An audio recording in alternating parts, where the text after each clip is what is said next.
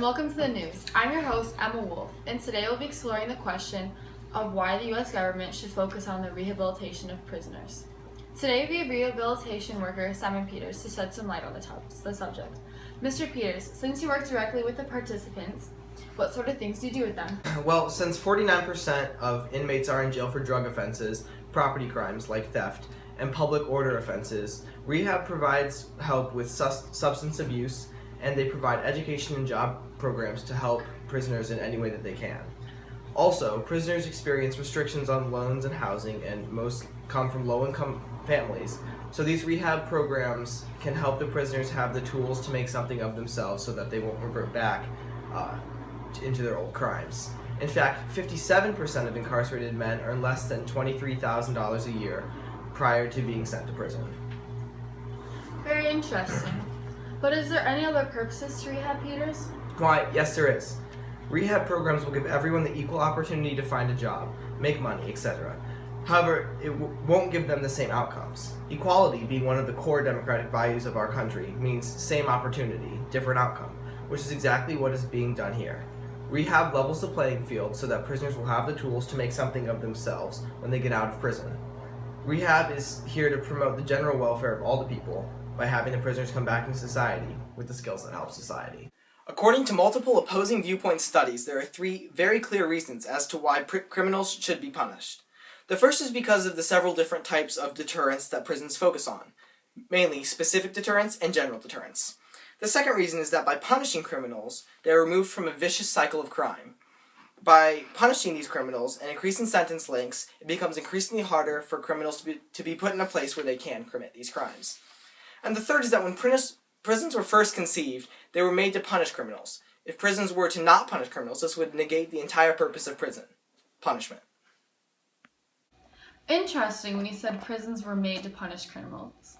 Are they meant to keep them in solitary confinement with one window facing the sky, a set time for a shower, a concrete stool and a desk, and a combined toilet, sink, and drinking fountain?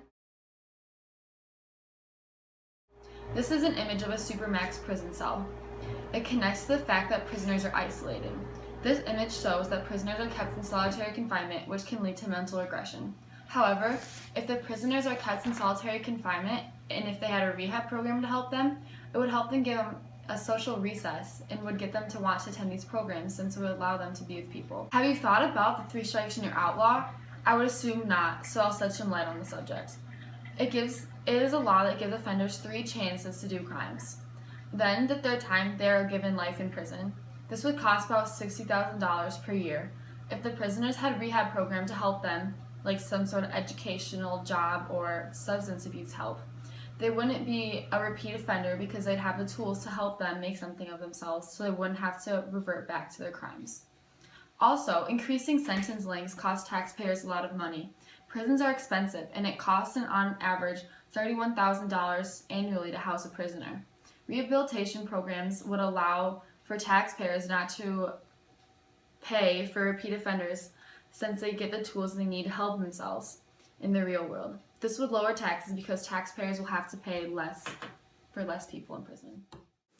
While some studies might say that rehabilitation in some certain areas has been proven more effective than punishment, many others point towards punishment as being the more effective method. For example, the data has shown that as of 2012, violent crime rates have decreased by nearly half. But why? Well, it's also shown that between 1980 and today, there has been an increase of incarcerated persons from 25,000 in 1980 to 219,000 today. This drastic increase in incarceration can easily be attributed to the decrease in violent crime rates. But not only has punishment been proven very effective, rehabilitation has not necessarily been proven effective at all. This can be seen in the court case of Cameron Douglas, who was originally sentenced for a low-level drug crime.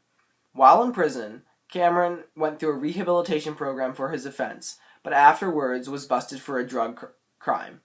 As there are very clear rules and laws as to drugs in prisons, Mr. Douglas was sentenced to another 4.5 years in prison. This shows that although he was offered rehabilitation and went through the program, it was not effective in changing his behaviors at all. Thanks, Josh. That is a very interesting view of this point. Now for our interview with Dave Kovic, a criminal law professor at the University of Indiana. Thank you so much for being here, Professor. Well, it is a pleasure for me to be here. Recently, there has been a big debate about the purpose of prisons, as I'm sure you're aware.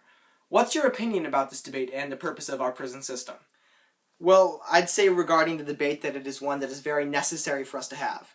You see, the Constitution is not very clear as to the purpose of prisons, so I think that this is an important debate for America to be having. Personally, I believe that the purpose of our incarceration system is to punish criminals for their crimes. It is a crime after all, and I don't believe that they deserve to be treated as any less than criminals. What makes you think that? You see, Dave, in the core democratic values, there is one called the common good. This is defined as individuals must accept their obligation to promote the well-being of the community and work with others for the greater benefit of all. To me, what this means when criminals are involved is that we must focus on punishing them, which is what will most benefit society. So, our justice system has to in turn focus on punishment for crimes rather than trying to put criminals back into society. Thank you so much for your time, Professor. Thank you.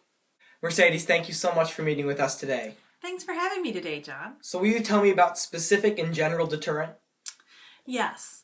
Well, specific deterrent is the punishment that is given to the individual directly. So, a criminal commits a crime, they get a punishment. Therefore, specific deterrent. General deterrent, on the other hand, is when the public sees the repercussions of the crime, the punishment, and therefore are dissuaded from committing crimes because they themselves do not want the consequences for the action. All right, thank you so much, Mercedes. And that's all the time that we have for today, folks. Thank you so much for tuning in. Bye-bye.